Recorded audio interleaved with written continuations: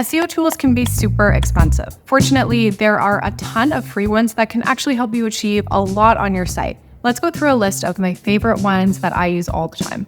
First up, Screaming Frog. This is one of my favorite tools, and I swear I use it almost every day. Screaming Frog is a tool from a UK-based company, and it allows you to crawl your website up to 500 pages for free. And it will give you extremely detailed results about what's happening on your website. It'll tell you everything about your meta titles, descriptions, whether you have duplicate content, any security issues, and it will even prioritize the main SEO problems on your site so you know which ones you have to address first. Screaming Frog makes it really easy to create a to-do list of fixes on your site.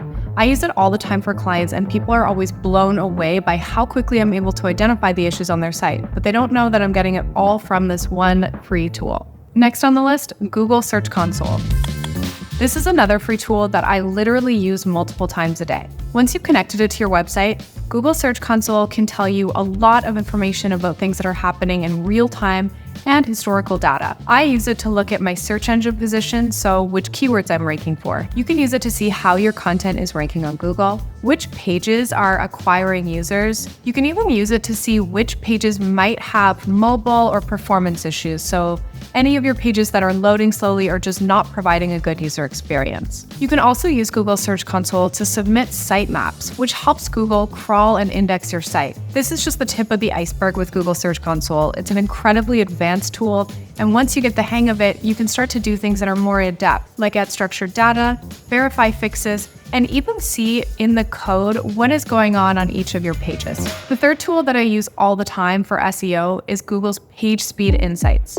So I always use this in an incognito tab or a private browser, and that's just to make sure I don't have any cached versions that might interact with the results. So what does Google Search Console do? It's going to give you a report of what users are experiencing in real time on your site. This is part of the Core Web Vitals update, which happened a few years ago now, but is still extremely relevant for SEO. Google's Page Speed Insights tool will tell you in mobile and on desktop how fast your website is loading for users. It'll then break these things down into different issues, so things that might be slowing down your site on different devices. This can be things like improperly sized images, a ton of JavaScript that you might not even be using on your site. It'll give you a really clear and actionable list of things that you can do to improve the performance on your website. The bread and butter of Page Speed Insights is really about the performance in Core Web Vitals, but it will also give you a detailed report on SEO best practices, as well as how your website is doing in terms of accessibility. The best part is that this tool is free and you don't need to connect anything to your website. That means you don't have to wait for data. You can just enter in the URL you want to check and you're good to go.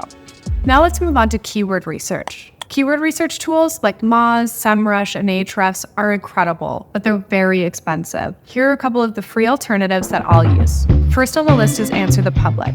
This was a tool that was developed by Neil Patel, and it's really great at helping you find long-tail keyword ideas. These are the types of keywords that have lots of searches, but lower difficulty than some of the more popular high-funnel keywords. All you do is enter in a topic that you're interested in writing about or ranking for, and it will give you an entire list of keywords, of questions that people are asking Google and potentially not getting good answers for right now. In this example, I looked up generative AI, and here are a ton of queries that are being asked that I could write content for today. SimilarWeb. Now, this is a web analytics tool that provides information about traffic sources and content on sites that are like yours or similar to yours. When I use this tool, I'll enter in my website or a competitor's website, and I'll see the information that comes up. This will give me a lot of information about some of the content that my competitors are doing really well, and can give me ideas for new content I can create or other places where I can gain inspiration for content.